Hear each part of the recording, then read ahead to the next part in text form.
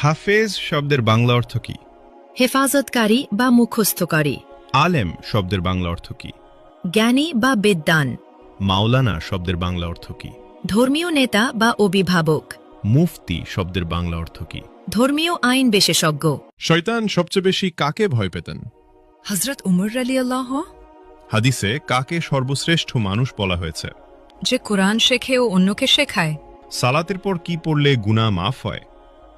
আস্তাগফিরুল্লাহ। হযরত মুহাম্মদ সাল্লাল্লাহু আলাইহি ওয়াসাল্লামের সাথে সর্বপ্রথম কোন প্রাণী কথা বলেছিল? উট। নফল শব্দের অর্থ কি? ঐচ্ছিক ইবাদত। রাসূল শব্দের অর্থ কি? আল্লাহর প্রেরিত দূত। নবী শব্দের অর্থ কি? ওহীপ্রাপ্ত বার্তাবাহক। হালাল শব্দের অর্থ কি? বৈধ বা অনুমোদিত। হারাম শব্দের অর্থ কি? নিষিদ্ধ কাজ। স্বামীর নাম ধরে ডাকলে অমঙ্গল হবে। ইসলামে কথাটি বিধান কি? ছোট শিরক।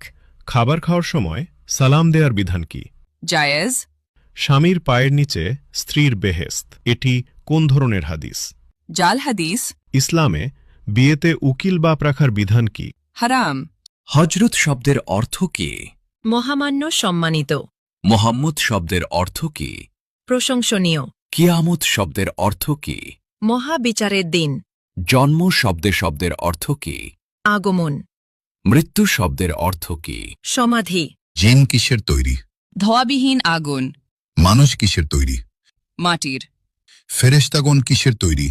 নূর। পশু পাখি কিসের তৈরি? পানি ও মাটি।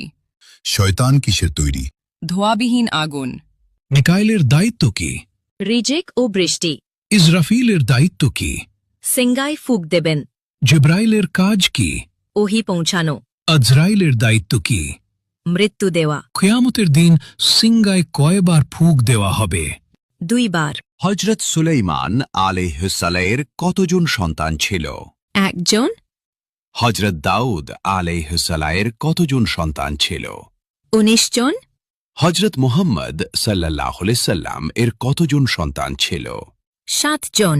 3 পুত্র 4 কন্যা। কোন নবী এখনো জীবিত আছেন? হযরত ঈসা আলাইহি ওয়াসাল্লাম। হযরত মুহাম্মদ সাল্লাল্লাহু আলাইহি ওয়াসাল্লামের নিজ হাতে তৈরি মসজিদ কোনটি? মসজিদুল কুবা। কোন নবী সবচেয়ে বেশি দিন জীবিত ছিলেন? হযরত আদম আলাইহি ওয়াসাল্লাম। পবিত্র কুরআনের প্রথম শব্দ কোনটি? ইকরা। কোন নবীর নাম আল্লাহ নিজেই রেখেছেন? হযরত ঈসা আলাইহি ওয়াসাল্লাম। হজরত মুহাম্মদ সাল্লাল্লাহু আলাইহি ওয়াসাল্লামের জন্ম কত খ্রিস্টাব্দে? 570 খ্রিস্টাব্দে। হজরত মুহাম্মদ সাল্লাল্লাহু আলাইহি ওয়াসাল্লামের জন্মস্থান কোথায়? মক্কা নগরীতে। হজরত মুহাম্মদ সাল্লাল্লাহু আলাইহি